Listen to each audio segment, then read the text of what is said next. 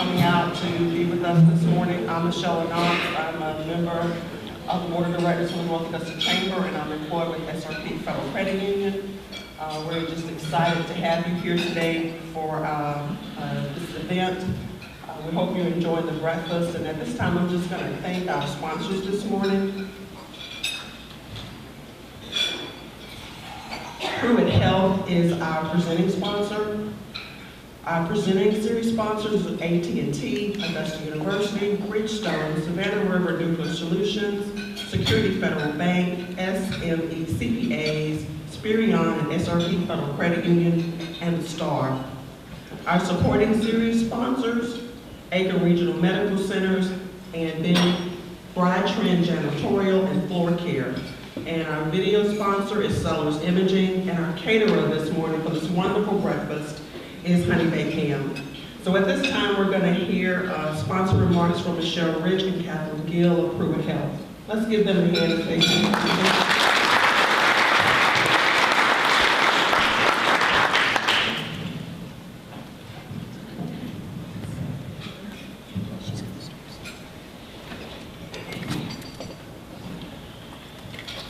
Good morning. Good morning. I'm Catherine Gill. I'm the administrator at Pruitt Health North Augusta, and I just wanted to talk a little bit about the Pruitt Health family. We are 100 nursing facilities strong. We are based out of Norcross, Georgia, and our Pruitt North Augusta location is at right off of Old Edgefield Road.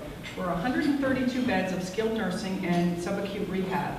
We have a specialty in respiratory therapy, and in a little bit you'll get to meet our respiratory manager and our rehab manager.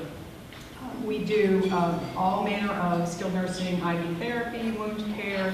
We have people who stay as short as a week and as long as 10 years. I'm going to go ahead and introduce Michelle Rich. She's our admissions director. Good morning. I'm Michelle Rich. I'm the admissions and marketing director for Pruitt Health North Augusta. And we brought some of our team with us today. We couldn't bring them all. I'd love for you to meet them all. It's an impressive group. But we brought Lane Alexander. He's our respiratory manager. And David Hamilton. He's our director of rehab. And this is Joy Dingfelder. She's a transition nurse with Pruitt. Transition nurses is a pretty unique program to Pruitt Health, and I'm going to let Joy tell you a little bit about it. Good morning. Good morning. The Transition Nurse Program at Pruitt Health is a new program that we've been running for about the past 3 years. And what it does is it places a nurse at the bedside in the hospital when we are trying to transition the patient from the acute setting in the hospital to whatever care that they would need after that, whether it is skilled nursing, long-term care, hospice, or home health. So part of my job is to speak with the families, talk to them about what their goals are, what they want for their family member, and assess whether or not the patient is appropriate for our facility. I also work on the financial piece of things to make sure that they can afford to go to the facility. And then I follow through with that care on the discharge process. And then further family follow-up after the patient has admitted to the facility. It is unique to Pruitt. There are not many other skilled nursing facilities that have that bedside nurse, and so far it's been a very successful program for our company. Now, Lane Alexander is our respiratory manager, and he is over our ventilator unit, and we are the only one in South Carolina. So I'm going to let him talk a little bit about the vent unit. All right, well, our ventilator unit, we get our patients. I work with Joy and several other transition nurses. We go in there and evaluate the patient, find out what their goals are, and try to work to get them to their goal, whether it's to go back home or back to another facility closer to home. Now, this is David Hamilton. He is our rehab manager. He's going to talk a little bit about our rehab programs and equipment. With the therapy, we provide physical, occupational, and speech therapy. We are all full-time employees at the facility. We work with the short-term patients that may come in for, I think as Kathy said, as short as maybe 5 days, up to 20 days maybe, for short-term therapy, just getting over an operation or whatever to go back home to be more independent. We have a very large rehab gym with a lot of Biodex equipment in there. We also have a kitchen in the facility that if somebody's going to work and they need to go home, be able to prepare a meal, we can do that in there. We have a bathroom to work with our transfers to the toilet, to the tub, to use the equipment to make sure that someone's independent with that as well. If the patients are long-term there and they've been there for 5 years and there's been some deterioration, we also see those residents as well for whatever their needs are. I'd like to invite you all to come by and take a tour of the facility at your leisure. Just stop in at the front desk and let them know you're here to just see it. Or if you don't have time to do that, just get on the PruittHealth.com website and you can get a virtual tour of the facility. Thank you.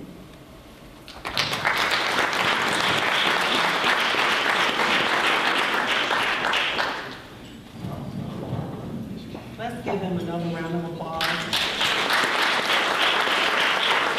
Thank them for being a part of the North Augusta Chamber and our community. I've had an opportunity to talk to some persons that have had family members over there, and I've seen the new facility. Thank you so much, and thank all our sponsors this morning. So, not to delay, but we're going to begin our panel introductions of our leaders today for our presentations. First, we're going to have Colonel Todd Turner of Fort Gordon, Dr. Forrest Mann, Aiken Tech, Tim Painter, Bridgestone, and Harry Gonzalez, SRP, Federal Credit Union. Now we're going to call around Colonel Todd Turner. Let's give him a round of applause.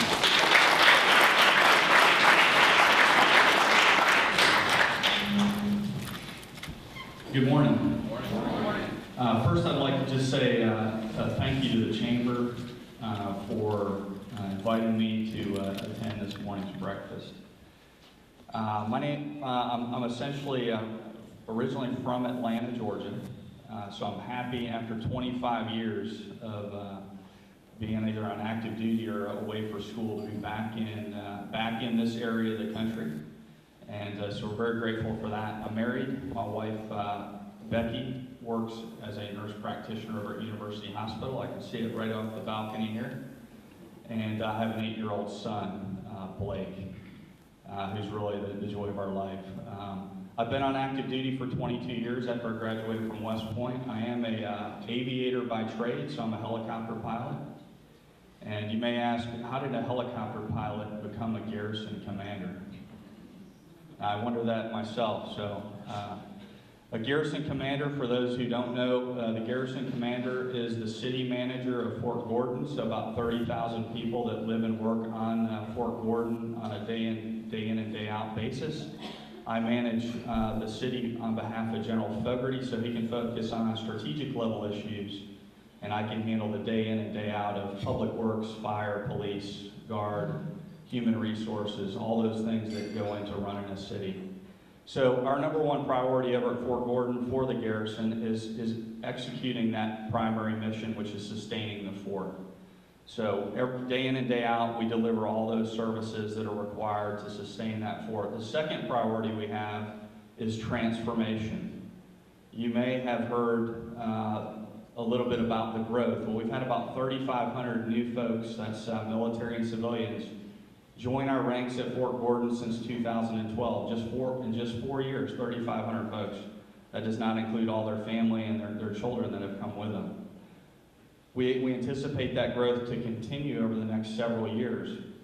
And so now what we're finding is we're actually bursting at the seams in modular trailers and those kind of things to house all these folks. So transformation being our second priority is going to come with a large construction bill over the next 10 years. So we just hosted a summit about 2 weeks ago where we synchronized 68 individual construction projects as we transition the Signal Center of Excellence to the Cyber Center of Excellence. That was just directed 2.5 years ago. So it's going to take us about 10 years to actually make this transition, but we want a university-style campus. that's going to bring in a cyber workforce that is world-class. So when you look at universities around the country and what kind of talent they're bringing in, we've got to compete facility-wise with those universities. We just had a basic officer leader course. Our first cyber class graduated in May. They had folks, 15 of them were West Point grads, 15 were ROTC. And out of some of those, because the branch was so new, we had to send them to grad school. So we had MIT graduates in our first class. So that's the kind of caliber of talent that we're bringing to this area. The third priority that we have from the Garrison is quality of life. So we have 37 businesses that we run across the fort. And we want you all, just like our folks that live and work on the fort, come out in the community, live and work here and spend their dollars. We also want you to come on the fort. So we spent the last 2 months trying to completely renovate our whole access control policy. So if you want to be a patron at one of our facilities, like our world-class golf course, 27 holes in Robert Trent Jones, we want you to come out and play on our golf course. So if you work through the Visitor Control Center and the manager over at the golf course, we'll get you a 12-month pass, so you can just come scan in and go right to the whatever facility you need to use. So we're very happy and pleased that we've cleared all the backlog on background checks, and we're doing almost real time, 48 to 72 hours, we're turning 12-month visitor passes. So we're very happy about that. That's a huge success for us and our community. And then the last priority for the Garrison is community relations and partnership. And that's really why I'm out here today, to kind of tell you about what's going on at Fort Gordon. And we know that this transformation over the next 10 years will not happen alone. Because our kids are in your schools. We need your businesses. Our employees need your businesses. And we need each other. So we know that we're only going to be successful by working together. So once again, in closing, thanks for having me tonight, this morning. If there's anything that I can ever do from the Garrison perspective, please don't hesitate to reach out. I do have Kimberly from our Public Affairs office here in the front, so she could absolutely get you into any point of the Garrison and funnel out to wherever you need to answer any of your questions. So once again, I will be followed next by Dr. Mahan from Aiken Tech.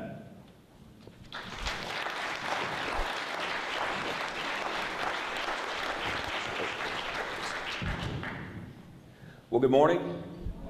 I am Forrest Mahan. I am the new president at Aiken Technical College. I've been here a little over 2.5 months, and I have been doing what I call the breakfast, lunch, dinner circuit.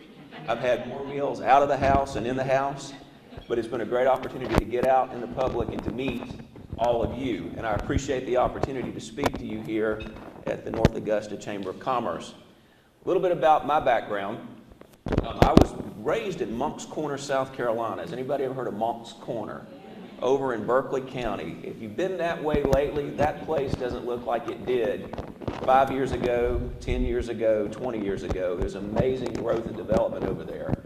And it's sort of amazing to see what has been going on in that region. I started my undergraduate career at the College of Charleston and majored in history. And as the colonel said, you wonder how maybe an aviator ended up in his position. You might want to know how a history teacher ended up as the president of a technical college. Well, I got my master's degree at the University of South Carolina, and I moved home right after grad school. And that was very painful for a 24-year-old guy to do, and it was even equally painful for the parents who had to take me back into the house. And back in the day, this is about 1995, this was before the internet, but they used to have things called newspapers that were delivered to your door. They still do, they do. But, oh, I'm sorry, Miss Priest. Sorry about that, Miss Priest. Aiken Stare, there goes, just went my subscription right there. I'm sorry. Okay. No, we know print's not dead. It's not dead. But the point is that there's a whole different way of getting your information now, as we've discussed. But my mother walked into the kitchen one Sunday morning with the Post and Courier, and there was an ad for a job. And she said, Forrest, you're going to apply for this job. Not, I think you need to apply for it. It's a good idea. You're going to apply for it. And I applied for it, and it was a history instructor position at Orangeburg Calhoun Technical College. And 20 years later, here I am, the president of Aiken Tech. And I started my career teaching doing a lot of the early dual enrollment courses, which now is a really cutting-edge part of higher education and secondary education partnerships. I did a lot of the first online courses back in the late 1990s, which doesn't seem all that long ago, but in technology terms, it is a lifetime ago. And I got into a leadership program because they realized that there were going to be a lot of retirements in the technical college system in the next few years. And so I got into a leadership program that gave me 18 graduate hours in higher education administration. I did the math and figured out I was halfway to the doctorate, so I said, well, I'll just go ahead and finish it. While I was doing that program, I was moved to Dean of Arts and Communications at Orangeburg Calhoun, and it gave me then the springboard to then, once I finished my doctorate, to move on to Northeastern Technical College in Churral, South Carolina. You don't know where Churral is? Northeast corner of the state, near Florence. And I became the Vice President for Academic Affairs at Northeastern, which included workforce development through continuing ed, plus the library, plus our curriculum programs. 2 years later, my president asked me to take over student services, so I also took on every element of the student experience from admissions all the way through graduation. And that gave me the tools that I needed to be a successful candidate as president of Aiken Technical College. So I've been here since July 1, and it has been, as some people have said, drinking from a fire hose. I have met lots of people. I've met a lot of you already, and it takes a little bit of time for me to start making those connections really clear. So if I introduce myself to you again, please don't take it personally. I'm not only getting to know the people of the communities in Aiken County, I'm also getting to know my constituents, my faculty, my staff, and my students at Aiken Tech. There was a funny story where I was working my way around the room introducing myself to some staff members, and one of our staff members shifted positions in the room and took her glasses off, and I introduced myself to her again because I didn't recognize her. I understand now how Lois Lane could not tell Clark Kent and Superman were the same person. Now, getting settled, and as I continue to sort of develop my rapport with the communities, it's important for me to have these opportunities to talk to each of the individual communities themselves. Aiken County is a big county. And I came from a college that had 3 counties. So we had a service area that went from one end to the other, about an hour and a half from one end to the other. Aiken County is one county. That's good, but it's a good-sized county with a very populated region. This county has more people by far than I had in my 3-county service area at Northeastern Tech. We have some priorities that we need to really focus on. My priorities are this. Even though I have the history background, and I have the general education background, and I believe transfer is very important for those who want that 4-year college degree. One of the key things that we really have to focus on is workforce development. It's workforce, workforce, workforce. We are at a point now when you see the baby boom generation beginning to leave the workforce en masse. We don't have as nearly many people of my generation. I'm Generation X. I was born in the early 70s. We were the smallest cohort of babies since the Great Depression. The millennials are the echo of the baby boom, so they're going to be coming along too. So we've got to have a way of transitioning from the mass exodus of the baby boomers, and that's in every aspect. We're talking about anything that deals with Fort Gordon. We deal with anything that deals with the SRS. We're talking health care. Health care is going to be vital because as the baby boomers age, you're going to have good health care to help that large population as they age, and people live longer. They're living more healthy lives.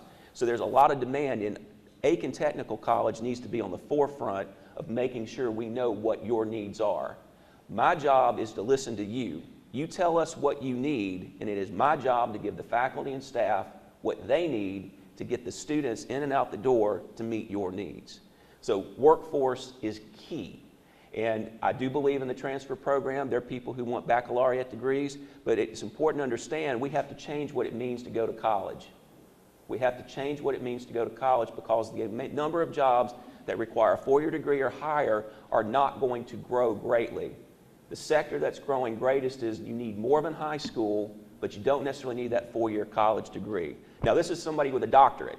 This is somebody who did the history major, the one that would be unemployed if had not gone on for the master's and the PhD. Okay, so there are ways for people to get really good paying jobs with that 2-year degree, but also they may want to then go for that 4-year degree. Statistically speaking, 2-year college graduates make as much as 4-year college graduates out the gate. Longitudinally, the bachelor's degree people make the higher wages. So we look at this as a new concept of stackable credentials. Get them in the door, get them a credential, get them experience, and they can move up to the next level. Healthcare, CNA to LPN to ADN to BSN, MSN, and they're working their way through. The same can go for industry as well. Get them in the door. And so what my goal is to work with you to help break down all the barriers that need to be broken down to get the young people to look towards industries and to businesses they might not otherwise think of. 90% of students think of going to college as going to a four-year college, but yet when you look at educational attainment nationwide, fewer than 40% of Americans have that bachelor's degree. So there's a very big disconnect between what people envision what it is to go to college and what it really takes to get through it. So we need to look at this from a new perspective. So I'm excited to be here. Thank you for having me. Mr. Tim Painter is next up on the agenda. And again, I'm glad to be here in North Augusta, and if there's anything I can do to help you, please let me know. Thank you.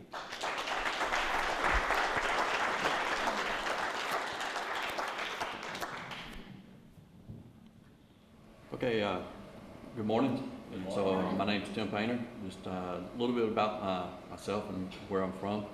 Originally from Middle Tennessee area, Nashville. This is the first time I've had to move out of the state and live. I've worked for Bridgestone now for 28 years. I started just out of college, and I took a little bit different path, I think. So after college, I got my bachelor's degree from Tennessee Tech in Cookeville, Tennessee. It's about halfway between Nashville and Knoxville on I-40. So went to work for Bridgestone. My brother worked there. He said Bridgestone's relatively new at that time. They had just bought Firestone, and that plant was the only manufacturing plant for Bridgestone in the United States. And he said, we're going to have a lot of opportunities, and so come to work here. So I went to work there. I was an operator. I actually worked out on the production floor, a little bit different path, you know. And so not long after that, we had the opportunity to build a new plant in Tennessee, so the second Bridgestone facility in the United States. And so I was part of that startup. I moved to staff then in process engineering. So I've spent the majority of my career kind of in the boring tire life, tire design, tire processing. Not a lot of fun to talk about, but very interesting, very challenging. It's enabled me to travel all over the world. I've been to Japan many times to work over there for education and to gain experience from the technical center in Japan. And then most recently, I moved out of the technical realm and into the management. So I had, before I got here, I had serviced plants from Central America to Canada, and I'd spent about 2.5 years in Aiken as we started up the new off-the-road plant. So that was part of my charge from the technical side. And then after that, ended up here in Aiken, PSR as the plant manager. So it's quite a bit different experience, challenges every day from that standpoint. Right now, Bridgestone is growing here, and we are the #1 tire manufacturer in the world. I don't know if you guys saw that, but #1 for 8 years, and we're far outpacing the competition that's there. Locally, in the passenger plant, when we say passenger light truck, that's the tires that we drove here on for the cars and the pickup trucks. So right now in the Aiken facility where I'm at, we're making more than 1 million tires a month. So that's kind of hard to believe, and then you start to look at all the number of plants, all the competitors out there. There's a huge number of tires being produced and sold. Right now the passenger business is in great shape. And so we're continuing to grow. We're continuing to hire people. And then, between us and the off-road plant that's across the road, we'll have more than 2,000 employees here in the Aiken County area. So we're very proud to be part of the community, and I look forward to meeting more of you and being able to work with you, and just as we continue to grow here in the community. So I appreciate it.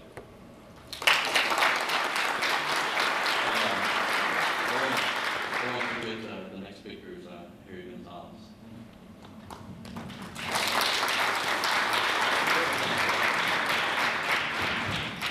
I'm going to try to do it without the mic. Is that all right? Yes. Is that going to bother anybody?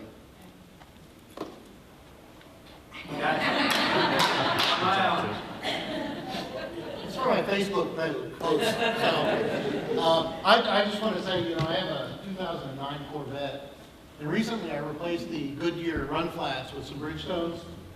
Good stuff, really good stuff. Good morning, my name's Harry Gonzalez, and I am the CEO and president for SRP Federal Credit Union. And I probably don't have to tell the folks in the room much about SRP, except that it's got a very proud history, 56 years in business. And I wanted to let you know that I started on May 23rd, and I'm more excited today than when I accepted the position, because as we like to say, good things are happening at SRP. And for those of you that are members, thank you, and you've probably seen some of those changes. What you may not know about SRP is it is a well-capitalized, locally operated, and member-owned financial institution. We have 16 branches both in South Carolina and Georgia and 350 employees. And as we like to say, we're always open. Right? So Wednesday afternoon, if you need to do your banking, you can come visit us online, because that is going to be our focus over the next 6 to 12 to 18 months. One of the good things that are happening is a recent addition to staff. I'd like to introduce Mel Valenzuela in the back. Mel, if you would, stand up. Mel comes to us.